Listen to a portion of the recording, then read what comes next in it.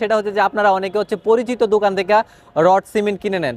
অর্থাৎ যখন হচ্ছে আপনি রড কিনবেন তখন কখনোই হচ্ছে নিজের পরিচিত দোকান থেকে আপনি সরাসরি বলবেন না যে আমাকে এত এত টন রড দেন। আপনি যেটা করতে পারেন সেটা হচ্ছে যে আপনি প্রথম হচ্ছে অন্যদিকে যাচাই করবেন, তারপর হচ্ছে আপনি হচ্ছে যাচাই করার পর তারপর হচ্ছে আপনার পরিচিত দোকানে যাবেন।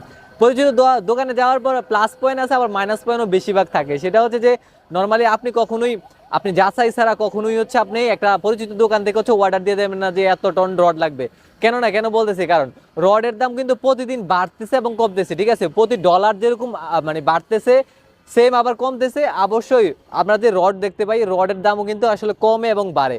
তো সেক্ষেত্রে যদি পরিচিত দোকানদার থাকে অবশ্যই কখনোই আপনি হচ্ছে বলবেন না যে আপনি এত টন রড পাঠাই দেন। অবশ্যই আপনি যাচাই করে তারপর কিনবেন, কারণ প্রতিদিন রডের দাম বাড়ে, প্রতিটা দিন ডলারের উপর ডিপেন্ড করে হচ্ছে রডের দাম বাড়ে এবং কমে। নাম্বার ওয়ান যে জিনিসটা মনে রাখবেন সেটা হচ্ছে যে কখনোই কারো পরিচিত দোকান থেকে সরাসরি অর্ডার দিয়ে দেওয়া যাবে না, ঠিক আছে? এটা মাথায়